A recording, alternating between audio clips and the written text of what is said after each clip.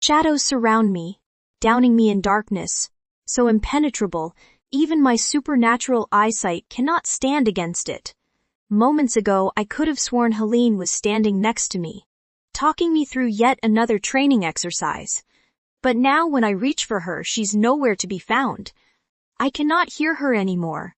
And I cannot find even the tiniest sliver of light to help me find my way out of this place. I'm alone, completely lost in the artificial night I created with my own hands. And a stab of fear slices into me as I realize I'm truly stuck.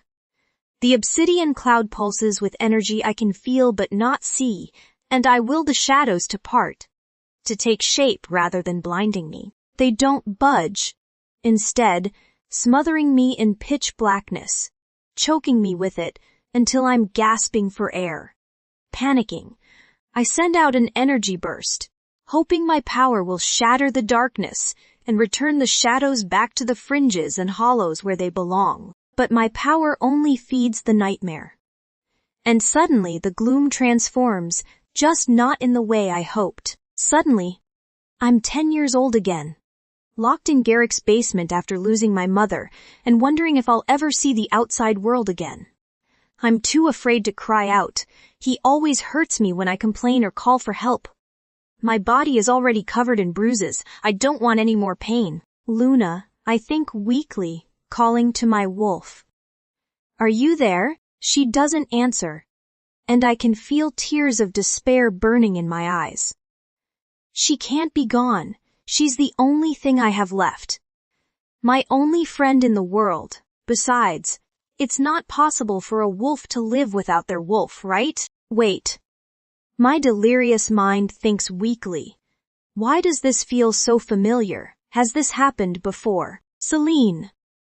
A voice calls in the distance, sounding miles and miles away. Luna. I jerk my head up, hope zinging through my veins. When the voice sounds again, I realize it's not my wolf after all. Come back to me now, Celine. I know that voice. I just can't place it. You've gone too deep, Helene.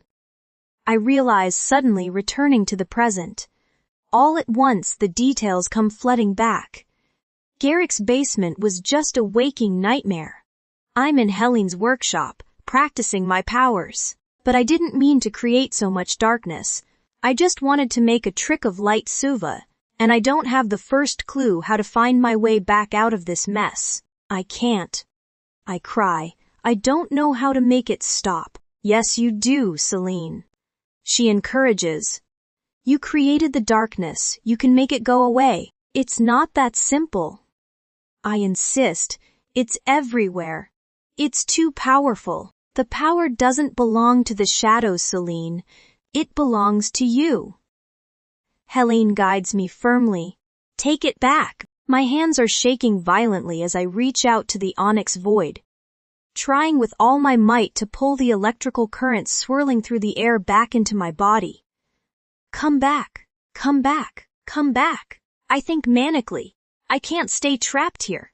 I have to get home to Lila. My pup's sweet face appears in my mind's eye, and some of the crushing darkness eases. Luna, help me. I beg, praying she'll answer this time. Just keep thinking about Lila and the new pup. She advises, they need you, but I started out channeling my feelings. I remind her, what if I get lost again? You got lost because you let your fear take over. But a mother's love is stronger than fear. She replies sagely, you won't get lost this time, doing as she says. I direct all my determination into getting home to my daughter and caring for my baby. Little by little, the web of shadows unwinds. Strands thin and break, letting in dappled rays of light until with one final tug, the darkness breaks and I collapse on the ground, gasping for air. Helene kneels down next to me. Just breathe, darling. She croons in and out slowly. I'm still gulping in air like a fish out of water, and she squeezes my hand. Slower, Celine. Just inhale and hold it for a moment. Good, just like that. She praises when I obey. When I'm finally calm enough to speak, I gasp. "I'm sorry. What happened?" She asks gently. "I was thinking about Bastien like usual," I explain shakily. After our first couple of lessons, I quickly discovered that being in the right frame of mind often made the difference between success and failure, and nothing grounds me better than my mate.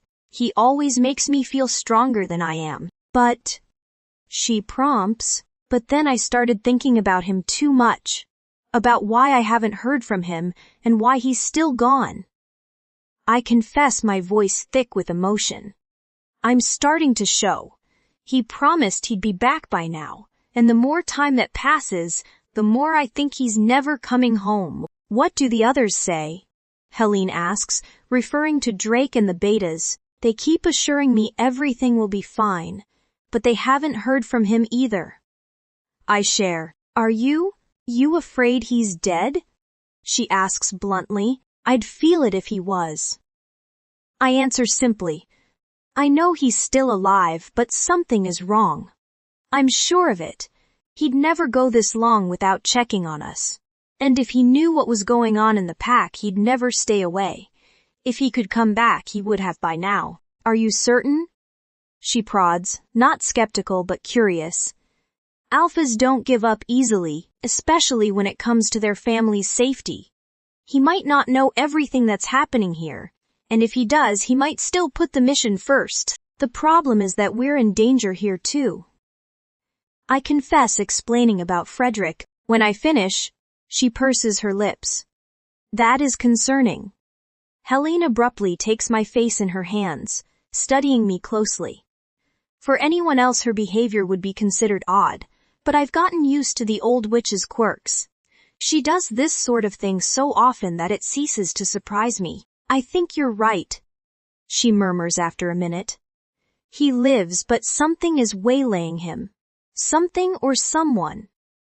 She releases me, striding to her shelves.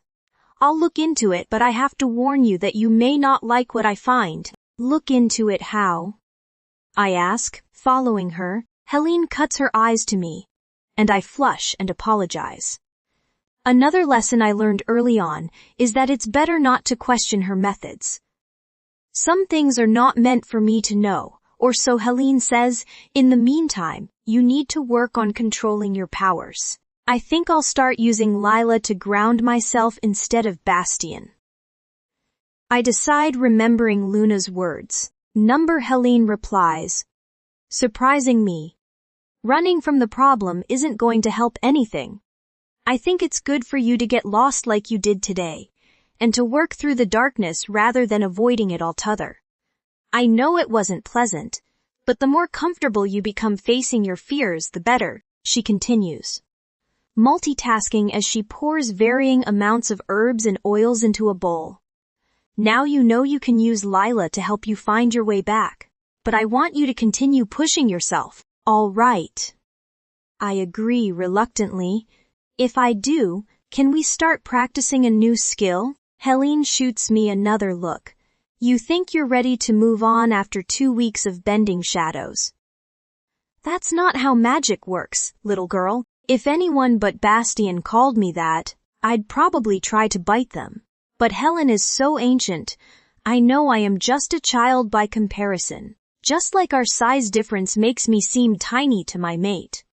Yes, but look at all the threats I'm facing, I exclaim. If Blaze turns up here tomorrow, bending shadows isn't going to protect me. Unless, of course, he's afraid of the dark. Helene arches a brow. You think that's all this is, playing with darkness? Making tricks of light? I know it's more than that. I sigh, realizing I put my foot in my mouth yet again. The witch sets down the vials in her hands and surprises me by saying, You have a point that your situation may necessitate changing the way I normally do things. However, I urge you not to underestimate the power of shadows, Celine. Just look at what a little darkness did to you today. Yes. But darkness is a trigger for me, I reason. Darkness is a trigger for everyone, darling. Your demons are just more literal. You didn't start out thinking you were in Garrick's basement. You started out thinking about your husband, and then the darkness descended. I have no idea how she knew what the shadows made me see. It might be a lucky guess. But one of the more unsettling things about Helene is the way she seems to just divine information. A man like Blaze is bound to have a lot of demons in his own shadows. Helene surmises if you can use them against him, you stand better than a fair chance of defending yourself when the time comes. You mean if the time comes. I correct her, the corners of her mouth tug downward. And I have a very bad feeling she's about to shatter my world. No, Celine. She announces sadly, I mean when, Mommy. Are you awake? A little voice speaks in my ear. Slowly I return to the waking world, blinking open my tired eyes and registering the warm little body snuggling up against me. Hello, little bean. I murmur, wrapping my arms around Lila and pulling the covers more tightly around us.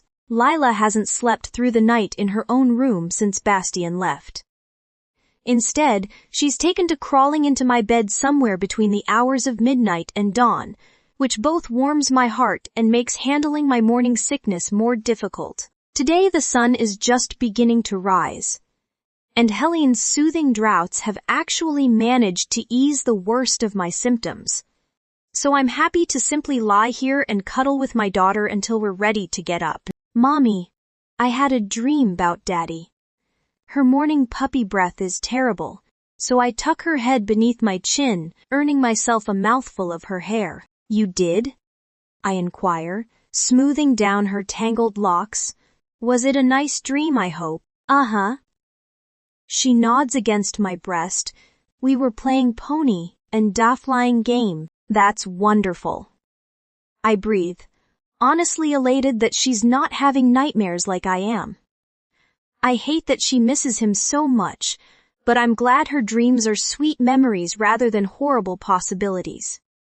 Ever since talking with Helene, my nights have been haunted with terrible images of Bastien hurt, imprisoned, or dead. Mommy, will Daddy be home soon? Lila wonders aloud. I'm fully awake now, with a large lump caught in my throat. I don't think so, sweetheart. I admit. She looks up at me in alarm, and I wonder if my honesty was a mistake. Why not? Because things aren't going so well. It might be some time before we see him again, Lila.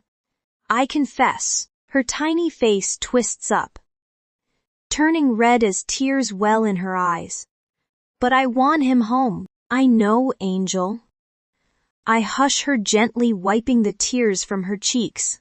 I do too. I's not fair, she exclaims, heading straight towards a tantrum. I want Daddy. I'm so sorry, Lila. I profess, on the verge of tears myself. If I could bring him home for you this second, I would. Things just aren't that simple. You're a liar, she accuses. You poo-bombazed he wouldn't be gone long. I was wrong, I admit. Mommies don't know everything, sweetheart. We can only do our best. You don't care, she cries, pushing me away. You're never ven here, Nymore. Deep down, I know Lila understands I love her. Deep down, I know this is just my baby being a toddler and testing her limits. But my heart doesn't think with that kind of logic. My heart just sees my pup in pain and breaks into pieces knowing I'm the one causing it. Lila, I care about you more than anything in the world. I vow firmly, trying to rub her back and earning a wail for my efforts. I know I've been busy lately, and we haven't gotten to spend as much time together. But that's not by choice. I'm sorry you're hurting.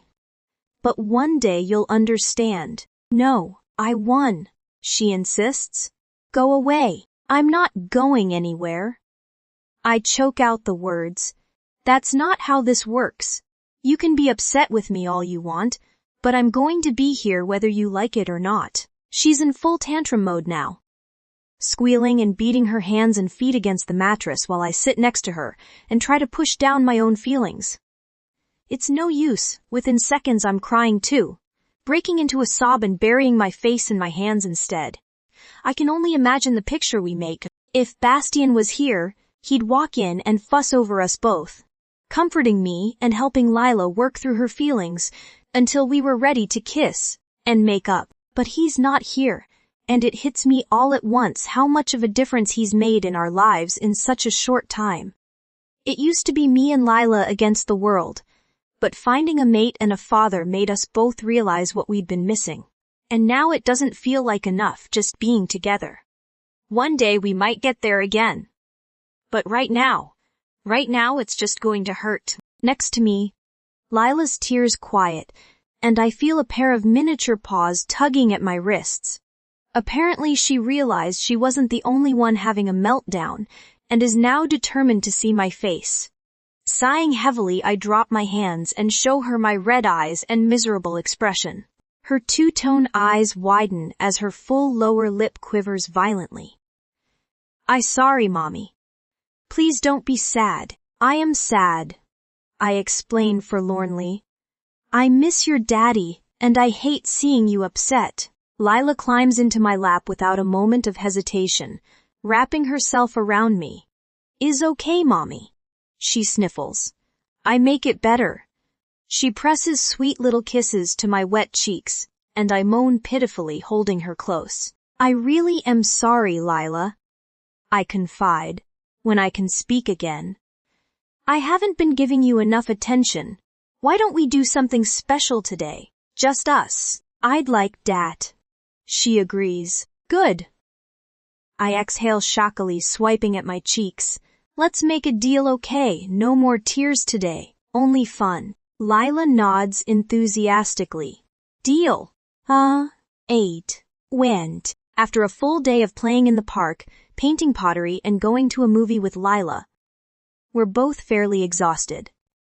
By the time we get back to the pack house, Lila is passed out in her car seat, and I have to carry her all the way to the top floor to get her to bed. When I enter the apartment, I find a full house. Drake, Sophie, Odette, and the Betas are all there, and all offered to take Lila from me. However, I don't want to let anyone else have her. I put her down for a nap in her room before rejoining the others. No sooner have I entered the main living area that a knock sounds on the door, and I find a sentry holding an envelope which was apparently just delivered via courier. It takes a second for me to realize why the guard's expression is so urgent, but then Bastian's scent hits my senses like a ton of bricks. I snatch up the envelope, ripping it open and eagerly extracting its contents. Excitement and relief when I recognize Bastian's handwriting, but as I begin to read, confusion and overwhelming hurt take over. "Celine, you will be disappointed to learn that your assassins failed. I am alive and well, and I know what you've done. Consider this the beginning of the end. Your efforts have truly been impressive, but now that I know the truth, I will not rest until you are behind bars. You will pay for your crimes, and no amount of pleading or lies will save you now. I am writing you today for 2 reasons. First, to inform you that I am having our marriage annulled as soon as possible, and I will be formally rejecting you as soon as the papers are filed. Don't bother refusing to sign them. Your consent is not required under these circumstances. I also plan on publicly disowning your child too, Win. She may be innocent in this, but I refuse to acknowledge Frederick's bastard as my own. Second, you and Frederick would be wise to give up your schemes and leave Elysium immediately. I will not let you go if you do. You will be hunted to the ends of the earth. But every day I fail to catch you is another day you get to live. I feel I owe you at least that much if you are in fact my mate. Either way, you may consider this your formal notice. I am coming for you both, and when I find you, all hell will rain down. What you have done is unforgivable, and no bond on earth could ever save you from being held accountable. Your days are numbered. Bastien. Beneath the letter is a stack of legal documents. Pages and pages of forms explaining in very fancy language that our marriage was being annulled on the grounds of gross deceit and criminal deception. I flip through them in stunned silence, barely able to comprehend what I'm seeing. Luna is howling in my chest. But I'm still just trying to make sense of Bastian's bizarre letter. Celine, what's wrong? Odette asks, crossing the living room to stand in front of me. It's Bastian, I say, my voice like gravel. This gets everyone's attention. Suddenly Drake, Sophie, and the betas are all gathered around me, and I'm infinitely glad Lila is napping. He's alive, I announce, to their immense relief, and he's rejecting me. Again, within moments, I have 5 fully grown wolves hovering over my shoulder, reading the strange letter with sounds of confusion and disbelief. The tension in the room is palpable, but within moments it explodes into chaos. What on earth? Odette murmurs. This is madness. Drake agrees. Aiden is doing nothing but curse, while Donovan has taken to pacing and reading the annulment papers. Sophie is the only one who hasn't said a word, but she seems stunned into silence. This doesn't make any sense. Is it in code? Aiden finally exclaims, apparently running out of 4-letter words. I don't think so. Donovan frowns. We'll look into it, but there aren't any patterns jumping out at first glance. Celine? Sophie asks gently, are you okay? I think I'm going to go back to bed, I decide, convinced I'm dreaming. This is a nightmare. It has to be a dream. So if I go to sleep here, I'll wake up back in reality, right? 5 pitying expressions close in on me, and I sigh in defeat. Well, it was worth trying. Flopping down onto the couch, I read the letter for a 5th time. I don't understand. It's his handwriting, but it's like he's lost his memory. Drake finishes my thought, lost his memory and swallowed a pack of conspiracy theories. Why is he talking about the assassination attempt like it just happened? I ask, we spoke afterwards, of course I know he survived. More importantly, why does he think you sent the assassins? Donovan questions, maybe there was another attempt. Odette suggests, one Frederick pinned on you. Maybe, but he wouldn't tie himself to it as well. Aiden reasons, it's one thing to frame Celine, it's another to expose himself. I keep going back to the line where he says he'll disown Lila. No, this isn't Frederick. Someone has made him believe I had an affair with Frederick, that Lila belongs to him. I speak the words as they enter my head. Frederick himself would never claim a pup that wasn't his. Okay, Drake assesses. So it isn't Frederick, and we can assume it isn't Blaze because he would just have killed Bastian on sight. Who does that leave? Another knock sounds on the door, and this time I refuse to answer it. Things didn't go so well the last time I opened the door. Someone else can do it this time. Sophie pats my hand and moves towards the front door.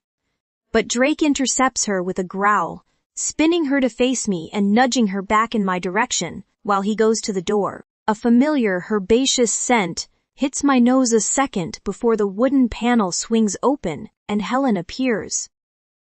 Helen, I exclaim. Thank goodness, the strangest thing has just happened. The aged witch accepts the letter and legal documents from Odette, bypassing all introductions as she scans the pages. When she finishes, she offers me a solitary nod. It's as I feared. What do you mean? I ask anxiously, guiding her into the living room and offering her a chair. Well, I looked into the Alpha's whereabouts like I promised. She begins hesitantly. And I found, well, it's like you suspected, Celine. Something is very wrong. Can you tell what? I urge her, my agitation growing by the minute. Narrowing her eyes at me, she reaches out and takes my pulse, clucking her tongue when she feels it racing. She lurches to her feet and walks to the kitchen, moving around the open space as if she'd been there 1,000 times before. While she started the process of making tea, we all look on in stunned silence, unsure how to react to her strange behavior. She seems so calm, but her words had been completely cryptic. When the kettle is bubbling away over an open flame, she looks back to me. Your mate is very far away. We already knew that. Aiden snarks. Helene shoots him a glare. I did not mean in distance, pup. I'm not the only one who has to smother a snort of laughter. Seeing Aiden respond to being called a pup by the old crone was beyond laughable. At first, he puffed himself up like an angry blowfish, before slowly deflating beneath the weight of Helene's glare. I mean his spirit, she explains. He's lost his way, and he's not alone. Someone is leading him astray. They've stolen his memory and his strength. With every day that passes he falls further, and though he's safe for the time being, that will only last as long as he serves a use for his captor. Who is his captor? Donovan presses urgently. I cannot see exactly. Helene purses her lips thoughtfully. But I can tell you it is a woman with the soul of a snake and a heart of stone. Arabella. I mutter, not understanding how I'm so certain, but knowing without doubt she is the person behind this latest misfortune. Arabella is in the Calypso territory? Aiden demands. It would make sense. Donovan ponders aloud. She wouldn't have been able to flee to our allies, and that wouldn't leave her many options. But how could she fool Bastien? Odette questions. When he left here he would have killed her on sight. That assumes he saw her first. Drake remarks cryptically. It doesn't matter what his true opinions were. He's forgotten them now. The tea kettle begins to whisper, the shrill noise piercing my dazed mind and making my skull throb as Drake's meaning sets in. He's forgotten me, I repeat, feeling sick to my stomach, and Lila, he is under a spell, Helene assures me, pouring steaming water into a mug with a blend of herbs from her purse. And a powerful one at that. But what is her plan? Sophie chimes in. I mean, it's one thing to make him forget the past, but it's not like she could enchant all of Elysium. She has to know the truth would come out once they return. Maybe that's why she's trying to get Celine to leave before they arrive. Odette suggests as Helene presses the warm mug into my pal. Then either she's crazy or just plain stupid. Drake grumbles, prompting a round of muttering nods. Celine being absent won't stop the rest of us from setting him straight. Odette shakes her head. I know Arabella, I helped raise her, and she isn't stupid. She slumps onto the sofa beside me, but she is incredibly headstrong, and she doesn't know how to take no for an answer. I wouldn't be terribly surprised if she doesn't ever intend on Bastien returning. She just needs to win him long enough to... She trails off. A look of dread taking over her elegant features. What is it, Odette? Donovan asks. I never believed Arabella wanted to marry Bastien, because she cared about him. She replies soberly, and you've all been talking about her motives for working with Frederick and Gregor. This isn't about jealousy. Aiden finishes her thought, the same dawning horror on his face. It's always been revenge. Revenge and power. I add, remember the way she used to talk about the threat my child would pose to her own heir. And if all she wants is power, Drake ponders, that's probably why she went to Tartarus in the first place. Blaze is the most powerful shifter on the continent. She'd lost all her allies. What better place to find a new one? So what are we saying? Odette asks, that she's going to try to make Bastien marry her so she can lead the pack. Then get rid of him. Donovan shakes his head. It's almost unheard of for a female to become alpha, but not unprecedented. Aiden reminds him. And Arabella doesn't consider herself to be average in any way. She's conceited enough to believe she could outmuscle her competition, whether physically or through more deception. I hate to say it, Donovan admits. But that makes sense. More sense than any of the other explanations we've come up with to understand everything that's gone wrong these last few years. As one, we all turn to look at Helene, searching for her approval of the theory. On cue, she disappears into that magical void she somehow inhabits, studying us all closely before her expression goes blank and finally resets. When her search is complete, she nods. I think you're right. As I look around the room, studying the worried faces of my friends and family, I know what has to be done. The words are on my lips before I can think better of them. Working with Helene has taught me to trust my instincts over my chaotic thoughts, so just as I sensed Arabella was behind all this, now I sense the only solution to our problem with supernatural certainty. I stand, calling everyone's attention to me. Taking a deep breath, I announce, I have to go to Tartarus. Every mouth in the room is gaping wide open in shock. From the looks on their faces, you would have thought I'd announced I was planning a ritual human sacrifice, rather than proposing a trip across the continent. When they finally regain their senses, everyone begins speaking at once, half shouting objections and already trying to talk me out of it. In truth, I can't really decipher one person's words from another's, but I certainly hear Aiden when he thunders. Are you out of your mind? No.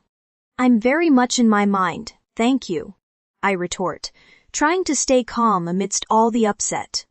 The last thing I need is to have an anxiety attack from so many people yelling. That would hardly convince them I'm up for the journey. Celine. You can't go to Tartarus, Drake insists in a much more reasonable tone than either of Bastian's betas. Blaze is hunting Valanis. One look at you and you'll be done for. We can disguise her eyes, Helene announces, though I have no idea how we'd accomplish such a thing. When I went to Asphodel, I attempted to use color contacts, but it was no use. The magic of my eyes shone through the artificial lenses as if they weren't even there. Numbered Donovan chimes in. It's out of the question. Bastian would have our heads on a platter. Bastian doesn't even know his own name right now. I remind them. If I was in his place, he'd move mountains to help me. I can't just stand by and let this happen. That's different. Drake sighs. Why? I demand. Why is it any different for me because I'm a woman? In case you've forgotten, I have powers none of you possess. Numbered Donovan sighs, gesturing to the soft swell of my stomach. Because you're a breeding mother. So what? I'm weak. I challenge. I'm incapable of helping my mate. Celine, you can barely go a week without being hospitalized, Aiden exclaims. That isn't fair. I fight back, feeling increasingly tired of everyone treating me as though I'm made of glass. Honestly, the way people behaved, you'd think being pregnant was a terminal illness, not a miracle of life. I'm getting stronger every day. You forget that you may very well be carrying Bastian's heir. Donovan interjects. It's not just about your strength, but the risk to the baby. Don't you dare insinuate that this child's safety isn't my highest priority. I snarl, every ounce of maternal instinct I possess rearing up protectively. None of you could ever care as much as I do about this baby. If I'm willing to go, it's because I feel it's worth the risk, and that I can succeed. Why are we even discussing this? Aiden questions. There's no need, he continues, trying a different tactic. The letter says he's coming home, and by the time he does, it will be too late. I cry. You read it as well as I did. Leave Elysium immediately or else. If I'm still here when he gets back, there's no telling what he'll do. Every day Arabella continues to mislead him. The more danger the pack is in. We can't wait for them to come back home. Celine, Odette begins in a soothing tone. You're upset. Yes, I am. I agree, interrupting her before she can finish her undoubtedly condescending remark. But that doesn't mean I'm wrong. Spinning around to look at them all in turn, I declare. I have to go. I have to do this for him. What about Lila? Drake inquires. What about Frederick? Taking a deep breath. I look hopefully at Drake and Sophie. I would ask you to take Lila to Asphodel for a while. Just until we're back. Drake tugs Sophie to his side and murmurs something in her ear so low. I can't even hear what he's saying. After a moment Sophie nods, and Drake looks up at me. Of course, if this is happening we'd be happy to take her. Thank you. I sigh, thinking about the second part of his question. And Frederick, well, it's probably better if I'm out of his reach. People are already looking into his background. It won't be much longer before the truth is exposed. He'll keep trying to use me as a prop to defend himself if I'm still around, but he can't do that if he doesn't know where I am. That raises another question, Celine. Donovan asserts grimly. What would you tell the pack? How can we possibly explain your absence? Tell them, I'm on bed-rest. I supply simply, or that I went to a treatment facility outside of the territory because I didn't trust Elysian institutions after what happened with Frederick. That's not a bad idea. Odette acknowledges. No one would fault her and it would help build resistance to Frederick. Okay. Aiden grouses, glances back and forth between us. Let's say we agree, he suggests. Let's say you go to Tartarus and find Bastian and Arabella. What happens then? What are you going to do? How are you going to break her spell or whatever she's done to him? The only reason Arabella has been able to do this is because we're not together. I argue. If we were his wolf would recognize me. He'd be able to feel that I truly am his mate and realize she was full of shit. To my surprise, it's not the betas or Drake who contradict me. But Helen, I'm afraid it's not that simple. She announces, the letter acknowledges that you may be his mate, but she's clearly convinced him that you tricked him into loving you. Being near you will make it harder for her certainly. But he doesn't remember you exist. All he knows is what she's told him. All the more reason I have to go. I insist. I have to help him remember me before she convinces him to do something truly drastic. Fine. But if this is happening, you can't go alone. Donovan proclaims, if you're determined to do this, we're going with you. Number Odette shoots him down immediately. We can't all go. We already made that mistake once.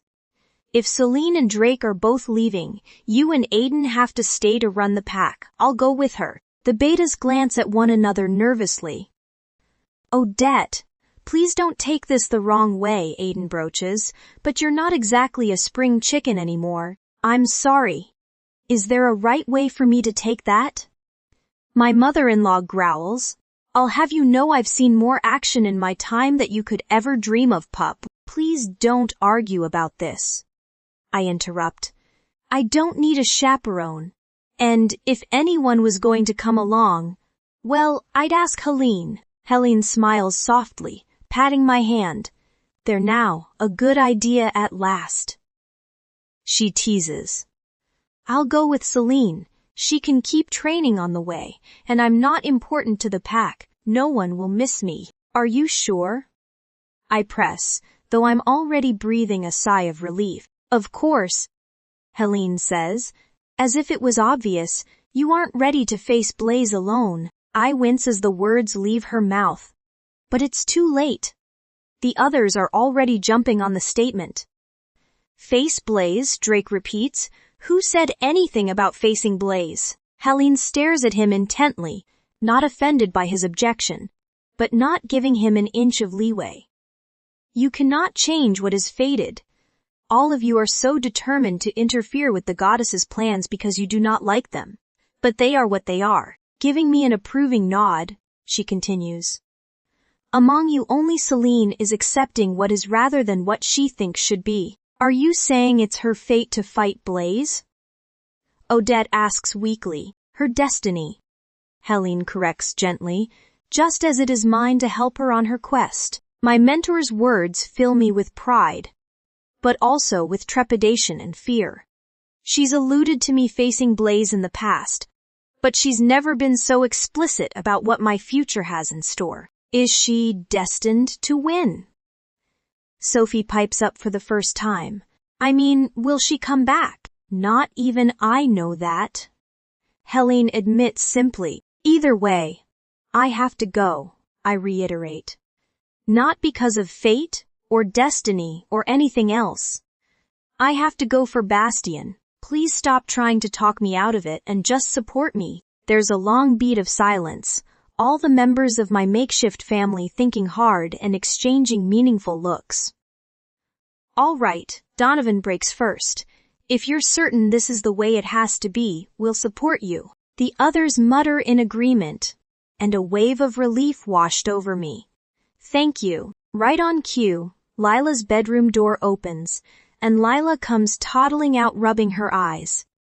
She's still half asleep from her nap, which is a guarantee she's looking for cuddles. I intercept her halfway across the room, gathering her into my arms and feeling a rush of warmth as she snuggles happily into my embrace. Then she asks a question I've been absolutely dreading. One I don't have the first clue how to answer. Mommy, what's going on? How'd? T. After 2 full days of arguing about my plans to go to Tartarus Thevend, most of which were devoted to convincing the betas it was the right thing to do, even though we'd already reached that agreement with Helen Suffen Donovan, and I have finally reached something close to a detente. The betas have accepted that I'm going to Tartarus whether they like it or not. And now Helene and I are well underway planning out trip. After reviewing the quickest route to Tartarus over and over again, we finally moved on to figuring out how we're going to disguise me. What precautions I'll take to avoid Blaze, and how to convince Bastian to believe me over Arabella. I've continued training with her day and night. Moving on from bending shadows to working on hypnosis, harnessing moonlight and putting people to sleep. I'm not very good at the latter too, but I've made surprising progress with the hypnosis. So much so that Helene offered me rare praise after our first session, telling me my efforts weren't half bad. In the meantime, I've been trying to figure out how I'm going to explain what's happening to Lila, let alone how I'm going to work up the strength to leave her. I've never been away from Lila for longer than a day or two, and at least one of those occasions was her kidnapping, so I don't exactly have strong positive feelings associated with the idea. I wish I had more time to prepare her for my departure. Letting her sit with the idea for a day or two would surely be better than surprising her with it and immediately disappearing. But we simply don't have the time to spare, so today I'm going to spend every last second of my time with my pup. And tomorrow we'll both be leaving Elysium Southern Lila traveling west with Drake and Sophie, and me traveling to the Far East in hopes of rescuing Bastian from Arabella's cruel clutches. I'm so lost in my thoughts about what is yet to come. I forget to hide my pensive mood from my daughter. Mommy, what's wrong? Lila asks, coming to stand beside me as I finish doing the dishes from breakfast. Sorry, Lila Bean. I was just thinking. Are you almost ready to go? I ask her. Mommy, I's ready hours ago, she announces dramatically, throwing her dark head back in exasperation. All right, I laugh, drying my hands. Let's go. I've been promising Lila a real trip to the zoo after our last attempt was thwarted by Frederick's kidnapping scheme. But this time, it's going to be just us. Sophie is spending the day with Drake, so I'll have an abundance of quality time with my little girl and countless chances to break the news of my departure to her. Of course, when it comes down to it, Lila has so much fun zooming around the enclosures full of exotic animals that I'm loath to ruin her good mood. Still, I know it has to be done. As we stroll through the aquarium, surrounded by glowing turquoise light, I say, I have to tell you something, Angel. In hindsight, I realize telling her here may have been a mistake, because she's so distracted naming all the fish in the floor to ceiling tanks lining the walls, that she isn't listening to a word I say. And dat one's Gil, and Flipper. Ooh, and there's Guppy and Stripe, pulling Lila to a bench in the middle of the room. I lift her into my lap and wrap both arms around her, resting my chin on her slight shoulder. Which one is your favorite? I like dat pretty speckled one, she announces happily, pointing to a lionfish. That is a good one. I agree. I bet you miss all the fish in Asphodel, don't you? Uh-huh. She confirms, still only half listening, though now rather than being preoccupied with what's in front of her, her thoughts seem far away. I have no doubt she's remembering running through all of the floating city's canals. It used to be impossible to get her to come inside when the sun was shining and the water was teeming with fish and wildlife. I like Lyceum better 'cause of you. Daddy, but I miss all my fish friends. Well, how would you like to visit them? I suggest, praying the conversation continues to go smoothly. Really? Lila chirps, bouncing up and down in my lap. Can I? You can. I confirm with a wide smile. Uncle Drake and Aunt Sophie have invited you to come stay for a few weeks. You can see all your friends and ride the boats. Then you can go searching for manatees and have pancakes at the cafe. When we leave, she exclaims, already jumping down from my lap. Well, that's the thing, Lila Bean. I sigh, catching her and pulling her to a stop between my legs. I actually won't be coming with you. Her exuberant expression disappears, confusion overtaking her sweet features. What you mean? This is the absolute worst part of having young pups. I decide, when they aren't old enough to understand why bad things are happening, but you can't protect them from misfortune either. Just rip it off like a Band-Aid. Luna advises. I know it hurts now, but in 2 years Lila won't even remember this happened. Unless I don't come back. I think morosely. Don't say that. Luna snaps. Thinking that way doesn't help anything. Easier said than done. I concede, turning my attention back to my daughter. I don't want to lie to you, Lila, so I'm going to tell you something very serious, and I want you to promise me you'll try to understand. I promise. She vows sincerely, her blue and violet eyes wide. I'm going to find Daddy and bring him home. I admit, dragging my knuckles across her cheek. He's a little lost, just like I was when he came and found me in Asphodel, so I have to go find him now. Then I come with you. Lila decides firmly, you can't, my darling. I try to break the news as gently as I can, but it hurts just speaking the words. It's too dangerous. So while I'm gone, Uncle Drake is going to keep you safe. But Lila thinks for a moment, her lower lip pushing out in a pout. When you come back, I don't know, little one. I wish I could tell you for certain that it will only be a few weeks, but I don't want to make you any promises I can't keep. I share honestly, but what if you don't come back? Lila is working herself up to tears, and my heart thumps in sympathy, like Daddy. What if you goes away and I don't see you again? You're going to see me and Daddy again. I swear, gripping her shoulders. Do you know why? Why? She sniffles, rubbing her eye. Because we love you more than anything in the world, and as long as we are alive, we will always find you. We will always come home to you, even if we get a little lost on the way. I promise, knowing that this is one vow I can absolutely keep. Nothing on earth could keep me from doing whatever is necessary to get home to my pup. Besides, this baby is going to need its older sister to teach it how the world works. Distracted, Lila gazes at me in surprise. Mommy thaws a lot of responsibility. I know. I laugh. That's what Daddy and I have been trying to tell you.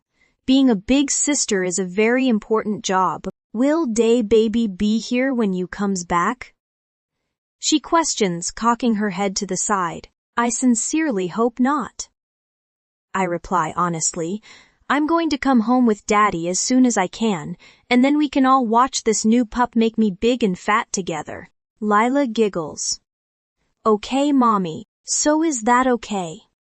I press, amazed that she's not more upset. Will you be okay with Drake and Sophie for a few weeks? Of course. Lila shrugs. I loves Uncle Rake. I know you do. I grin, pulling her in for a hug. Thank you for being such a big girl about this. I'm so proud of you, Lila. Mommy, I am a big girl, she reminds me in exasperation. Silly me. I hiccup, how could I forget? Silly mommy. Lila laughs. Come on, I want to see dash sharks. As Lila drags me forward through the aquarium, leading me by the hand and pointing out all her favorite animals. I feel a catch in my throat. I know it won't really sink in that. I'm leaving her until tomorrow morning when Helene and I set out. But I can't help but feel like Lila is handling all this much better than I am. I'm a basket case thinking about leaving her for so long. But she took it all in stride. I'm both proud and worried for what will happen when we actually part ways. But for today, I'm determined to make the most of our afternoon together. Despite what I told her, I'm far too aware that if things don't go as planned, this might be the last time I see her. And that scares me more than Blaze Denizen ever could. Frederick. Celine is smarter than I gave her credit for. And more stubborn.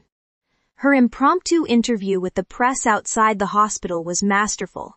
If it hadn't caused such problems for me, I'd even be impressed. However, ever since she told the pack to start looking into my background, I've been doing nothing but putting out fires. Every 5 minutes a different reporter is calling for my comment, while a bevy of others dig into my past.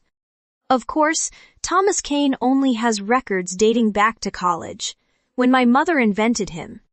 Before then, everything I did was tainted by my father's so-called crimes. The media has already figured out my current identity as a fraud. How much longer can I last before they learn the truth? Even the medical board has been calling me, threatening to revoke my license. Part of me regrets throwing my mother into the basement. I'd really love to have someone to talk to right now.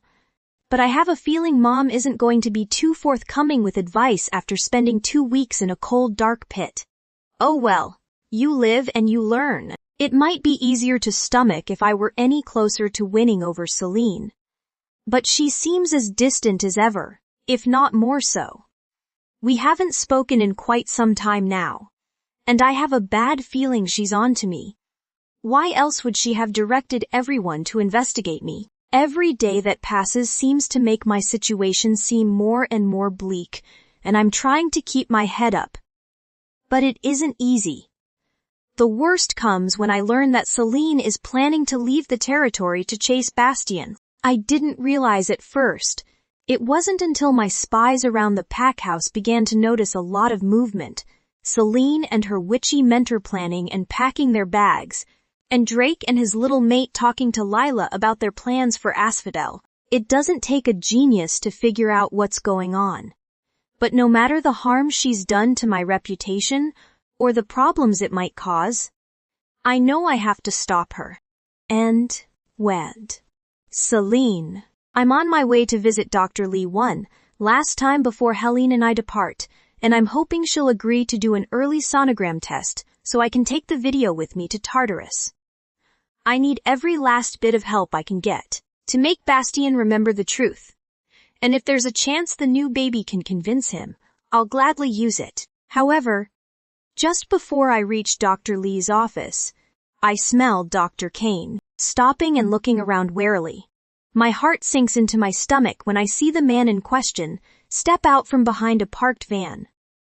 For one terrible moment, I'm afraid he intends to coerce me into the vehicle, but instead he comes to stand in front of me. He's wearing a grave expression, and his body language is downright somber. Celine, what are you planning? Gritting my teeth, I reply. Thomas, what are you doing here? I came to talk to you because I heard a rumor that you were leaving. He says, as if the mere idea of me going away is ludicrous. You heard a rumor, I repeat coldly, not believing this story for a single second. More like you have more spy cameras hidden somewhere. His eyes widen almost imperceptibly before he quickly covers his surprise. What are you talking about? Enough lies, Frederick. I answer, throwing caution to the wind. I know exactly who and what you are. His entire demeanor changes at once. As if by confronting him, I flipped a switch and transformed him from kindly Thomas Kane to conniving Frederick Durand. The man I've only ever known to be warm and earnest is gone, replaced by someone I don't recognize at all. His green eyes narrow to slits, and he crosses his arms over his chest, sidling closer to tower over me. And just how did you figure that out? Because you aren't as smart as you think you are. I hiss, tilting my chin up defiantly. The next time you want to try and ruin someone's life, you might want to consider covering your tracks better. Now he doesn't bother to hide his shock. How can you say that? Surely you know I would never hurt you. He moves to touch me, and I instinctively back away. A few passers-by are beginning to take notice.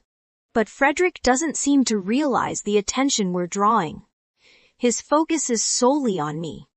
You're a survivor like me. Suddenly I realize the man is not just cunning and ruthless, but completely delusional. I knew he'd developed some sort of strange fixation on me, but he truly believes every word he's saying. You already have hurt me. How do you think it felt learning you were spying on me in the most intimate moments of my life? Keeping me from Bastien all that time didn't help me, Frederick. It almost destroyed me. If you and Arabella hadn't ever separated us, so much pain could have been avoided. Don't pretend you care about me. You care about yourself and your own mission, not me. Somewhere in the back of my mind, I know it's terribly risky to confront someone who is so clearly disturbed this way. But I can't help it now that the fight has begun. Besides, we're beginning to gather an audience, and the more people hear, the better. That isn't fair. Yes, it is. And you know it. I counter fiercely, keeping his attention on me. One of the people standing behind Frederick has pulled out their phone and are clearly recording our interaction. You knew Arabella was going to try to kill me, and you didn't stop her. You got cold feet at the last second and abandoned me in a situation that could have ended up just as deadly. You made me sick so that I would stay under your control and risked the life of my baby. You separated me from my mate over and over again. You faked my death. You murdered Gabriel, who was like a father to me. With every word I speak, Frederick has gotten angrier and angrier, swelling up like a puffer fish and turning redder and redder. It's sort of like watching lava bubble up in a volcano, and he's clearly about to blow. Gabriel deserved to die, Frederick explodes. And so does Bastien. The entire Durand family is corrupt and has only stayed in power this long by taking credit for other people's achievements. You're a Durand too, Frederick, I remind him, speaking very clearly for the cameras. Your father tried to stage a coup and he failed because he wasn't strong enough to lead. That's how it works. Shaking my head, I laugh in his infuriated face. You know you two are just alike. He thought the world had wronged him. And he was so determined to claim what he thought he deserved that it didn't matter who he hurt in the process. Good people died in that battle, Frederick. Wolves fighting to defend their families lost their lives because of his vendetta, and now you are following in his footsteps. Don't you dare speak ill of my father, Frederick thunders. You weren't there that day. I saw Gabriel kill him, his own brother, who was trying to kill him. I shout back. He was doing what good alphas do and defending his pack. If he cared about what was best for the pack, he would have stepped aside to allow a better ruler to take over. Frederick insists. I swear arguing with him is like talking to a brick wall. But it's certainly serving its purpose. Multiple onlookers are recording us now, and I'm sure the footage will be all over the evening news. And if you cared about what was best for me, you'd let me go and stop trying to sabotage my mate. I combat. You've been trying for years now, and all your best attempts have failed. Aren't you tired of playing this game yet? My plans have only failed because... He begins furiously, because Bastien deserves to be alpha. I interrupt him. You sent the Geminis to disrupt Gabriel's funeral, and Bastien talked them down. You flooded the Equinox Festival, and he handled the crisis. You made him believe I was dead, and he overcame his grief for the sake of the pack. He has been outmaneuvering you for years while you hid in the shadows like a coward. When the final word leaves my mouth, I realize I've gone too far now. Frederick looks positively murderous, and I flinch away from him when he raises his hand to strike me. My eyes are clenched tightly shut, and I'm still waiting for the pain to explode across my cheek when I hear a clapping sound and a new voice. Don't even think about it. Opening my eyes, I find the bodyguard Bastien secretly hired to protect Lila and me standing over Frederick with his fist curled around the younger man's wrist. For the first time, Frederick seems to realize that we are standing on a public street and that our conversation was far from private. Breathing heavily, he looks around in horror and notices our audience. All the livid color drains from his face, and he looks back at me with the kind of helpless expression Lila sometimes gets when she gets herself in trouble. She would say, oh, Frederick, on the other hand, chooses a different word, fuck, Arabella. What fresh hell is this? I mutter, staring at the news coverage from Elysium in horror. I can't believe what I'm seeing. Frederick, who is by far the most conniving wolf I've ever met, is on screen getting tricked into admitting his crimes by that little whore Celine. The worst part is that she drags me into it too. And he doesn't deny a single word. My mouth falls wider and wider open with every word that passes between them.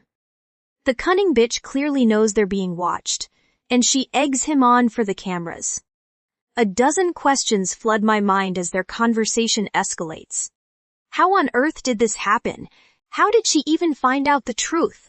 She isn't smart enough to figure it out on her own. I gasp when Frederick raises his hand to strike Celine, clamping my own hand over my mouth and knowing the answers aren't important. The only question that matters now is how in the hell I'm going to hide this from Bastien. This is going to be at the top of the news cycle all week long. I can't keep breaking the cable and making fake newspapers.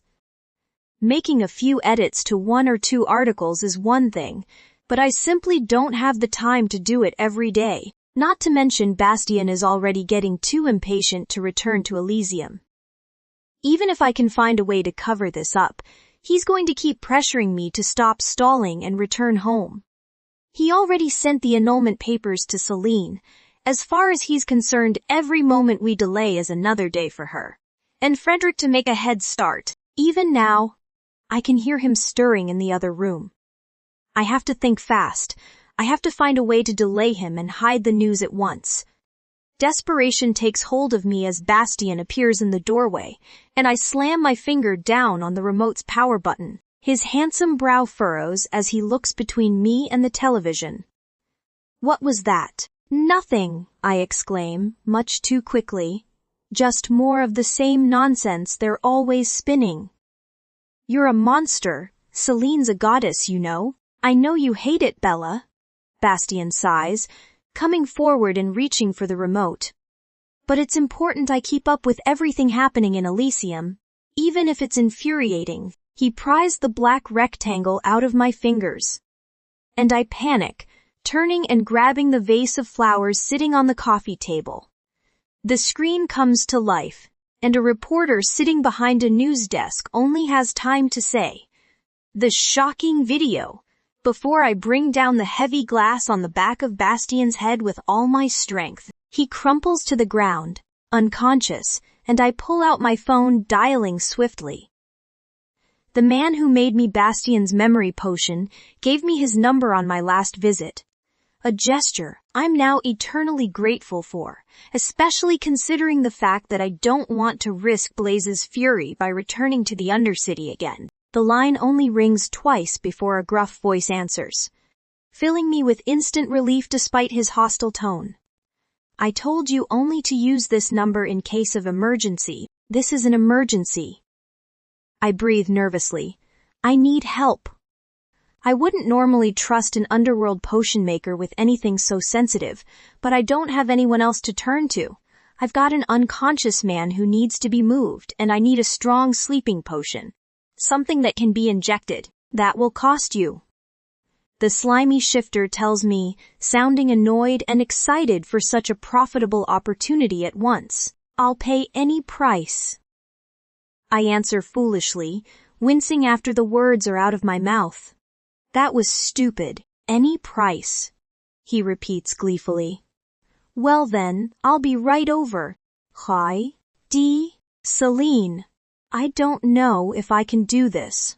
My reflection stares back at me in the bathroom mirror. Both thoroughly familiar, yet strange. Helene concocted a potion that would disguise my eyes after a few drops have been applied directly to my cornea, and we're testing it out for the first time. Now instead of the ethereal combination of blue and violet I'm used to seeing. Both of my eyes are an unremarkable shade of brown, of course, as surreal as it is to see myself this way. My altered image is not the cause of my unease. We're supposed to leave within the hour. And while I'm still confident that this is the right thing to do, leaving feels much harder now that the time is upon us. Drake and Sophie are taking Lila to Asphodel as soon as Helene and I leave, and they're taking Bastian's bodyguard with them. Still, the prospect of being separated from her while everything is still so uncertain makes me so agitated I can barely breathe. It's true that Frederick has been exposed to the pack now, thanks to his attempted intervention. But I've learned the hard way that a wounded animal is the most dangerous by far. He'll feel he has nothing to lose now, especially with the constant news coverage. In a matter of 24 hours he's gone from a potential alpha to the most reviled man in the territory. And I wouldn't put it past him to do something desperate. Aiden and Donovan immediately put out a warrant for his arrest. But of course by the time the enforcers arrived at his apartment, he was gone. I hate knowing he's out there somewhere probably plotting his revenge. And I pray that if he's watching us he'll choose to follow me and not Lila. None of that, my darling. Helene murmurs, rubbing my arms. This is not the time for doubts. You need your confidence now more than ever. It's not doubts. I admit weakly, feeling tears burn in my eyes. It's fear. I'm afraid of leaving Lila like this. I'm afraid that I won't come back. I know what it's like to grow up without a mother. I don't want that for her. That is exactly why you'll fight so hard to return. Helene reminds me, you have something to live for, something that Blaze never will. Blaze has himself. I reason he's incapable of loving another person. He doesn't need anyone other than himself to keep going. Celine, if you weren't afraid you'd be a fool, Helene says. Her words were probably meant to be reassuring, yet they only make me worry harder. A little fear is good, it drives you to survive at all costs, but you can't let it consume you. Just think, if you hadn't been afraid of what Garrick would do to you, you never would have fought him off. But if you'd let the fear control you, you never would have found the strength to escape either. Blinking in surprise I whisper, I never told you that. She rolls her eyes. When are you going to learn, silly girl? You don't have to tell me for me to know. Continuing, she reminds me, you found the strength then, when you only had yourself to live for. Now you have 3 other lives to fight for. Don't forget it. You are capable of so much more than you think. Thank you, Helene. I sniffle. I wish you'd been there to give me these pep talks when I was younger. I might have avoided some terrible mistakes, and you never would have learned your own lessons. She smiles wanly. Now, finish getting ready so we can make our goodbyes. The longer you put them off, the worse they'll be. In the end, they're horrible, no matter the delay. Saying goodbye to Odette, Drake and Sophie was torment enough.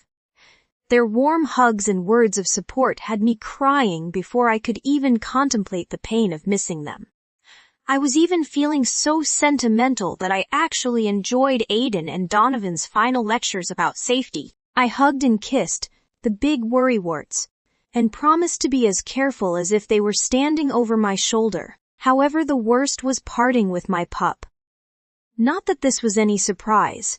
Just like when we left Asphodel, reality didn't seem to sink in for Lila until the moment of truth was upon us. She cried and screamed and broke my heart to absolute pieces, wailing for me not to go so loudly that I could hear her even as Helene drove us away from the house. As soon as we were in the car, I let go and sobbed, covering my ears in a futile attempt to drown out the sounds of her misery. Helene crooned and rubbed my back, promising that Lila would be all right, and the sooner we got to Tartarus and found Bastian, the sooner I could return home to her. Her words filled me with determination, and after a while I was able to dry my tears and focus on what lies ahead. In 2 days' time we'll be in Tartarus. I'm not going to let anything get in my way now. I don't care what I have to do, or who I have to defeat to bring my mate home. Knocking on the door of the bedroom. My father assigned Celine. I hear a dull thump and a sudden scampering sound within. Pushing the door open, I scan the space, noticing a photo book splayed haphazardly on the bed, as if it had been dropped there in hurry, and a pair of abandoned slippers on the floor by the headboard. However, I don't see hide nor hair of the woman I came to find. Stepping inside, I call Celine. Her sweet scent floats to my nose, muddled with a distinct tinge of acrid fear. Despite my sympathy for her plight, my sweet mate unwittingly placed a hunt under my nose, and no wolf worth his salt can resist such a tempting offer. Come out wherever you are, little wolf. I hear a muted whimper in the direction of the bed. Furrowing my brow, I realize it had sounded awfully low to the ground, and after a moment I understand. The poor thing was so frightened she'd actually crawled under the bed to hide from me. Slowly striding forward, I closed the distance between us, trying to wipe the smile from my face. The last thing she needs is to know how adorable I find her behavior, kneeling down at the foot of the bed. I duck my head low enough to see the cowering she-wolf. She's flat on her belly, her eyes wide as dinner plates as she stares back at me, positively trembling with fear. You going to make me come all the way down there to get you, baby? She doesn't answer. Instead, sidling closer to the wall and turning her face away from me. Resolved to retrieve her, I lower myself to the ground, at which point I discover that she's both out of my reach, and I'm too broad to fit into the narrow space myself. Clever little mate, I could move the bed, but I decide to try and coax her out instead. Mimicking her position, I settle in for a chat. Okay, sweetheart. Let's just talk. I begin, grinning wolfishly when she looks at me in surprise.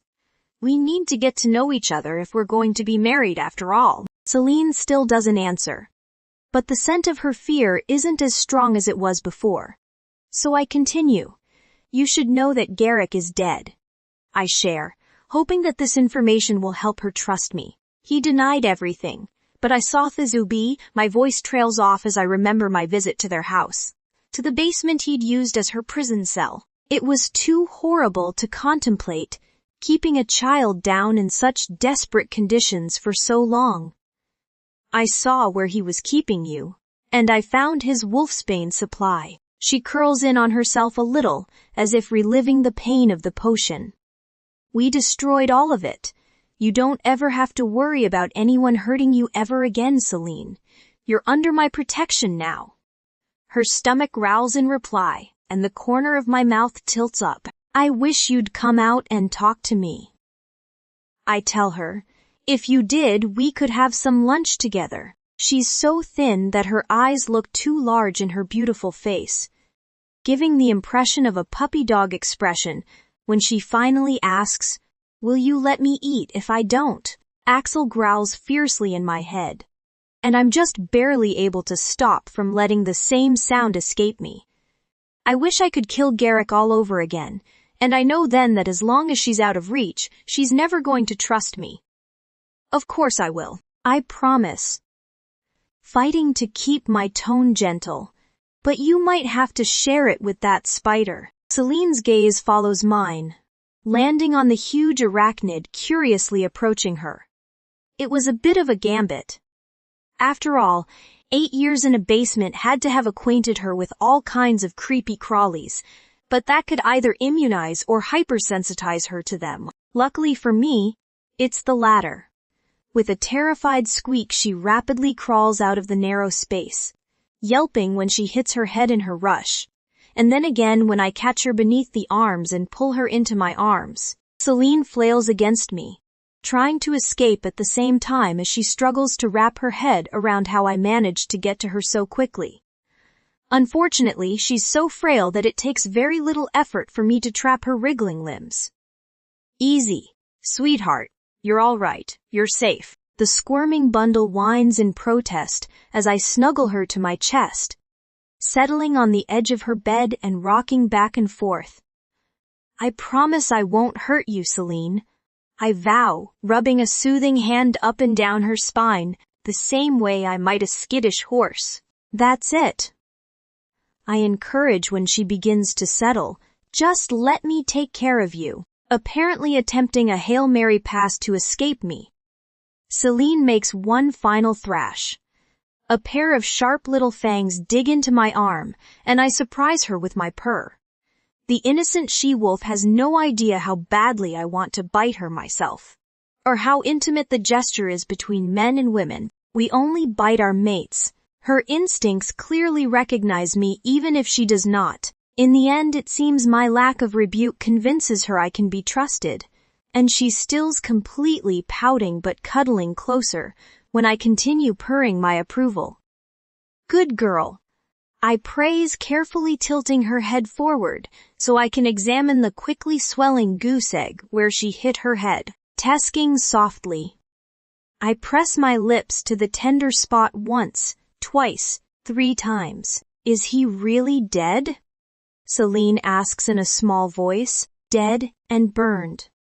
I assure her, I did it myself. I let that information sit with her for a moment, hoping that it won't frighten her too much. He wasn't the first man I'd ever killed, but he was the one I'd found the most pleasure in destroying. Are we really going to be married?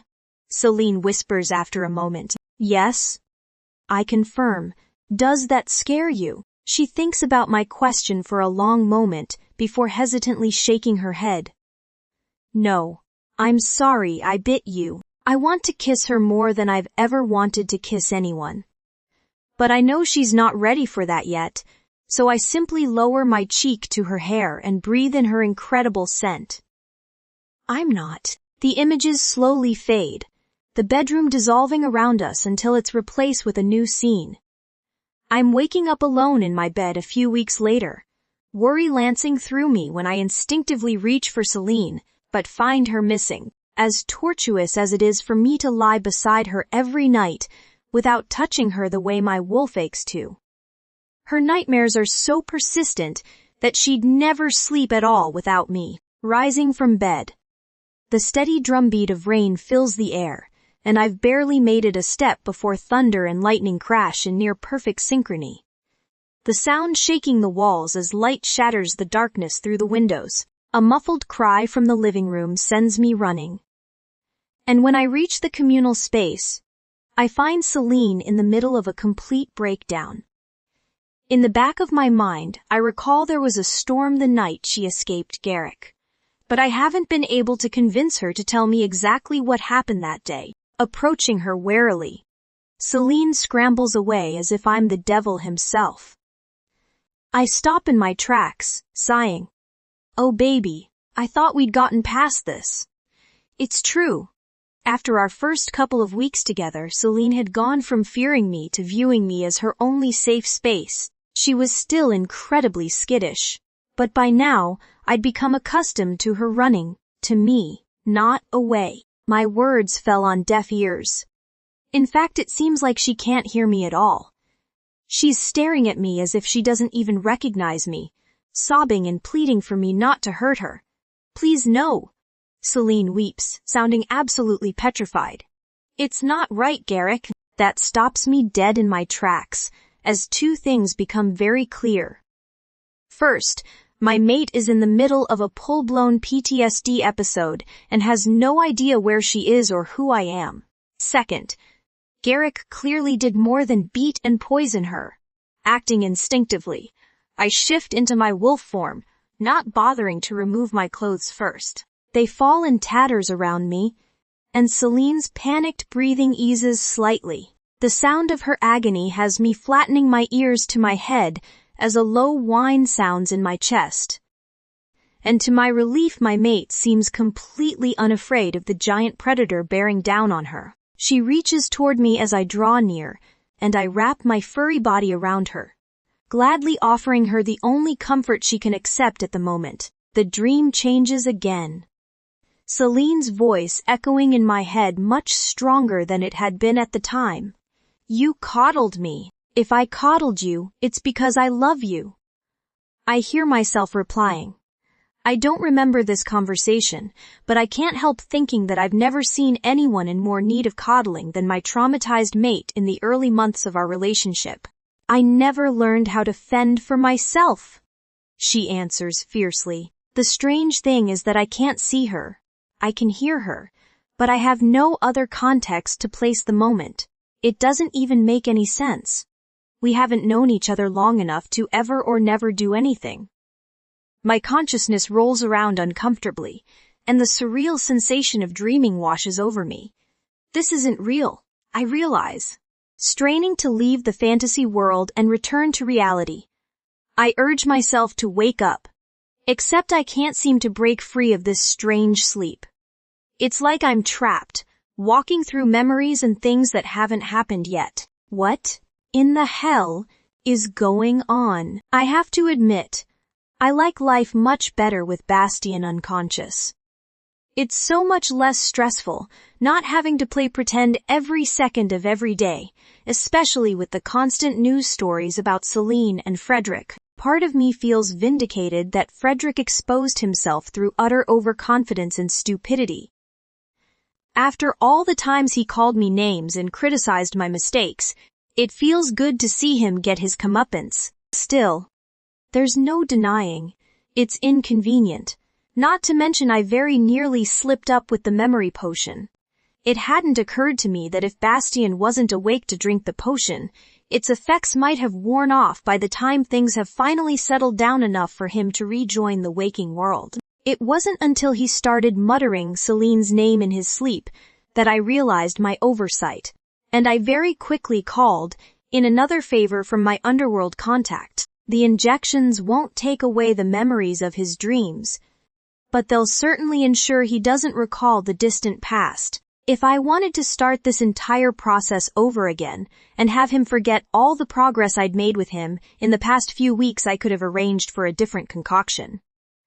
But in the end, I decided dreams are always so strange and mystical that it will be easy to convince him whatever truths they showed him were just his imagination. After a week of planning my wedding in blissful silence without any interference from bossy alphas or having to worry about counterfeiting newspapers, I finally let Bastien wake. Celine and Frederick are still frequently in the news, but at least they've stopped playing the videos of their confrontation on loop. There's a chance that Bastien might catch some coverage about it, but if it comes to it, I should be able to convince him that Celine betrayed Frederick in order to take over the pack on her own. As long as he doesn't see Frederick admitting to his crimes, my plans can still move forward. When he emerges from the bedroom the morning after I cease giving him the sedative injections, he looks drowsy and confused. "You're finally awake," I cry, throwing my arms around him. How long was I out? I feel, goddess, I'm starving, I bet. I nod in understanding, moving into the kitchen to prepare some food. I wouldn't normally cook for anyone, but I need to stay on his good side right now. "You've been really sick." His brow furrows in confusion. "I don't get sick." "Well, you've slept the week away with a fever," I inform him wryly. "If that's not sick, I don't know what is." "That must be it," he mutters to himself, elaborating when he sees my confusion. "I had the strangest dreams, They must have been from my fever 7, only they didn't seem like nightmares. They were more like memories. I freeze in place. Oh, what kind of memories? All kinds of things. He answers vaguely, Flynn, when we were little. My father teaching me to run the pack. Is that all? I press nervously, slowly chopping up some vegetables to throw in an omelet. Yeah. He sighs, scrubbing a hand over his face. There were a few more recent ones, but they didn't make any sense. He sounds dangerously conflicted, and I decide to face the issue head-on. I heard you say Celine's name a few times. I tell him, drawing his rapt attention, you have to remember what a good actress she is, Bastien. I can see that you're confused, but know whatever you saw was probably her manipulation. He frowns deeply. Maybe my head is playing tricks on me, if what I saw was an act. Remember? She's a Vallana. I caution. She has powers you and I cannot fathom. I'm sure it's how she fooled you all these years. She's practically a witch. The woman I saw didn't even have a wolf. She was so helpless. He argues. Of course she was. Helpless people never raise suspicions. I remind him. She needed you to underestimate her at every turn so you'd never view her as a threat. He thinks about it for a long moment before nodding. If you say so, I do. Celine, how are we going to find them? I ask Helene as we near the border. Tartarus is a huge city. They could be anywhere. We should be able to narrow down a radius easily enough. My mentor answers, how much do you know about the Calypso pack? Only that my parents were Calypsos, and that it's another mountain pack Subi, that, and their alpha is a major piece of work. Well, that piece of work has a very interesting way of segregating his city. Helen explains. In fact, he and your stepfather had a few things in common. What do you mean? I inquire, smothering a shiver. Only the wealthiest wolves and nobility are allowed to actually roam the city freely.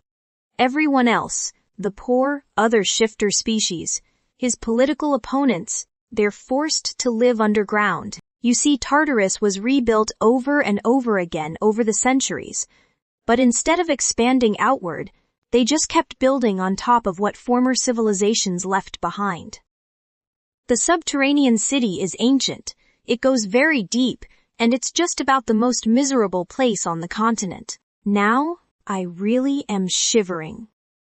And that helps us because, well, is Arabella the type of she-wolf, to associate with the masses, or would she force her way into the most elite circle she could manage? Helene prompts, clearly, you already know the answer to that. I chuckle. So you see, already we've eliminated 3/4 of the city. The old woman smiles. My suggestion is that we head for the center city and wander around a bit. That way we can get our bearings while also seeing if we can pick up either of their scents. And if we can't, I fret, always so pessimistic. Helene clucks, if we can't find them then tonight, we'll start practicing some of your other skills in earnest. Respectfully, Helene, sometimes I think you speak in riddles just to toy with me. I remark pointedly, you know, I thought the young were supposed to be more fun. She quips in return, take my advice, darling, we're headed into the most difficult challenge of your life. You have to try and find the light where you can, and that includes humoring an old bat's riddles. Her wry words sober me completely. You think it's going to be that bad? She frowns at me. Lesson number 2, Celine. Challenging does not mean bad. Nothing worth having in life is easily won, and it will be all the more rewarding when you overcome it. Fear gnaws at my insides. That's certainly easy for her to say, after 150 successful years in our world. But my life is just getting started. I have a child to worry about and another on the way. I have a mate to save. I can't afford to be so philosophical about my future. Can you promise I will? I counter, overcome it. I mean, that is up to you and you alone, little mother. she replies, making me grit my teeth in frustration. I can tell you that you are capable of overcoming it, but I cannot give you the drive to do what you must or promise circumstances will be favorable. I can only tell you that there is reason to hope. Reason to hope, I repeat bleakly. And exactly what powers that I haven't even begun to practice are supposed to help me find my husband in the chaos you're describing? Celine. I can tell from her tone that Helene is genuinely becoming frustrated by my bleak outlook. Stop assuming the worst and use your head. He's your fated mate, isn't he? Of course, I confirm. And who fated you? She encourages. The moon goddess. I answer automatically. Okay. So what power can help you find him? She's laying a trail of cookie crumbs with the demeanor of someone speaking to a toddler. Granted, I'm less than a toddler to her when I think about our age difference. Of a sudden, the answer comes to me and a wide smile takes over my features. Moonlight, I supply, preening under her approving grin. That's my girl, she praises, patting my shoulders as I drive through the winding mountains. We're just rounding a bend of thick forest when something catches my eye, a strange glimmering in the distance. I squint towards the object, realizing that it's not one object but many. The closer we draw, the clearer it becomes. A shimmering gold city sprawls across the horizon, glinting towers of metal stretching as far as the eye can see. Helene confirms what I already suspect. We're here. Her hand slides from my body as we both take in the daunting sight, scarcely believing the size of the metropolis. Welcome to Tartarus. I've been on the road for hours, following Celine's trail east, and wondering if she's truly on her way to the Calypso Pack. It seems like the only possible destination for the route she and her witchy mentor are taking. But I can't imagine she's actually headed someplace where she might be killed just for being a Vallana. If I'm right, there's only one possibility. For one reason or another, she must think that Bastien is there. If I'm lucky, I might be able to catch up to her before she finds him. I know if she would just give me another chance and listen with an open mind, I could convince her to stay with me. I regret our fight on the street, especially since it ruined more than 10 years of undercover work and exposed me to the pack. But I also regret raising my hand against her. Still, I'm sure I can make her understand. What alpha doesn't lose his temper every now and then? Shifters are very physical beings. Celine must know that. I'll apologize and make her understand that if she hadn't been so insolent and disrespectful towards me, I never would have dreamed of hitting her. She simply needs to learn his place. She's a reasonable she-wolf. She'll understand everything once I explain. Getting tired of the silence, I flip the radio on and turn it to the Novan News Network. I know I'm probably not going to like what I hear, but I have to stay tuned in if I'm ever going to figure out a new plan. Unfortunately, I couldn't have predicted just how unpleasant the news would be. I listen in horror as the reporter's fuzzy voice relates the day's latest developments. Frederick Durand's mother Odile turned herself into the Elysian enforcers today, claiming that she escaped from the basement of a house in Old Town after being imprisoned by her son. Frederick, who has been living under the assumed identity of Dr. Thomas Kane for the last decade, was nowhere to be found when the enforcers went to the address Odile provided. Despite the disgraced wolf's absence, they were able to verify his mother's account, describing the basement where he was holding her as being in deplorable condition. In a statement to the Novan Press Corps this afternoon, Odile said that she had supported her son from the day he was born, and she'd long assisted him in his efforts to become Pack Alpha. However, their relationship soured when his luck turned for the worse, revealing a cruel streak she'd never before witnessed from her only child. Claiming he struck her on more than one occasion, she displayed bruises and clear signs of abuse, apparently inflicted when she talked back to Frederick. These developments are the most recent in a disturbing trend we first witnessed last week, when Celine Durand exposed her cousin-in-law on camera, and almost became a victim of the man's temper herself. Despite being pregnant, enforcers have vowed that tracking down Frederick is their top priority, with Beta Aiden stating that the safety of all Novans would be at risk as long as he remains at large. Slamming the dial off in a fresh fit of rage, I slam my fist against the steering wheel and bellow with fury. Can this week get any worse? Howdy. Celine. Moonlight bathes Helene and I in a warm glow. It had taken us a long time to decide on a place to try and practice this ability, but in the end we were left with no choice. We couldn't catch a whiff of Bastion or Arabella's scent anywhere around the city center, and neither of us wanted to risk questioning strangers about the pair. After seeing the kind of city that Blaze runs, from the horrifying underground caverns to the suspiciously clean top level and painfully uptight locals, we agreed that he probably had spies everywhere. A tyrant like him was bound to have secret enforcers scouring the territory for dissenters, and if the downtrodden expressions on the faces of the lower caste were any indication, he didn't leave any room for ambiguity. It was either obey or suffer, and even obeying wouldn't help if you weren't wealthy. I want to tear down every glittering brick of Blaze's capital Thide. Nowhere so wretched should be allowed to be so beautiful. Even now, when Helene and I are reveling at the way the golden buildings shine beneath the goddess's light, I can't help but resent them. We chose a spot at the edge of the main park, leaving us with numerous escape paths if we were forced to run. I don't think it's working, I tell Helene after my 6th attempt to channel the moon's power. Nonsense. This is like all the other skills, trial error.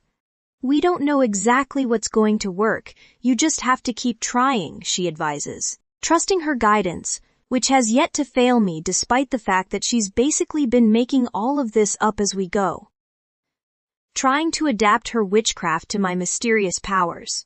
I try again, focusing on Bastion, on my need to be with him again. I direct all my energy at the huge autumn moon. I try to pull in its power the same way I do the shadows, but it doesn't do any good. I'm not even sure what's supposed to happen. Is the magic something I'll just feel? Or will it be something we can see? Changing tactics, I begin to meditate, trying to recreate the sensation I've begun to feel in our hypnosis lessons. It took us a while to figure out, but eventually Helene suggested that I try to reach a Zen state not unlike the one I would be trying to put my target in. That seems to help, increasing the moon's glow over our patch of grass.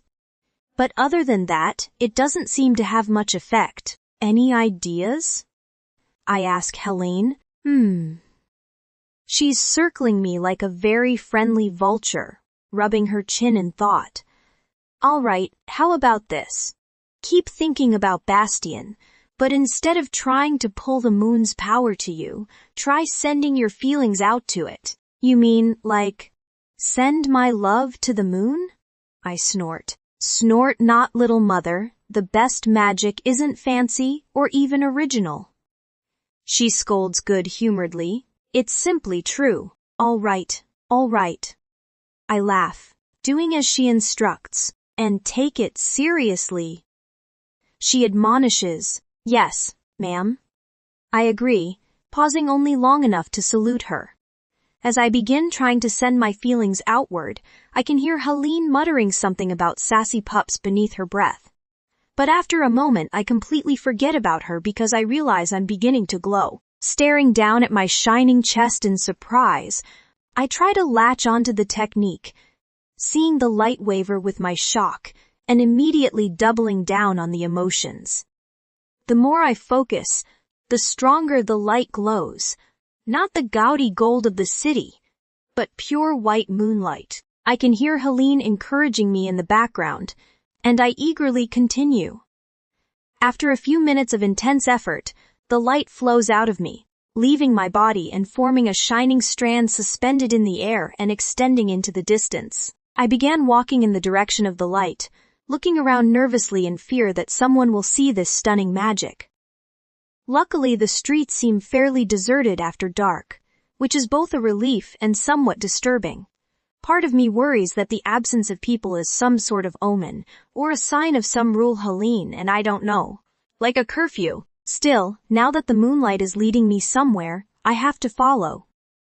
If there's even a small chance it will lead me to information about where to find Bastian, or help me in some other way on this quest, I don't have a choice. Helene and I trail along behind the floating string of pearly light, blindly following it deeper into the city.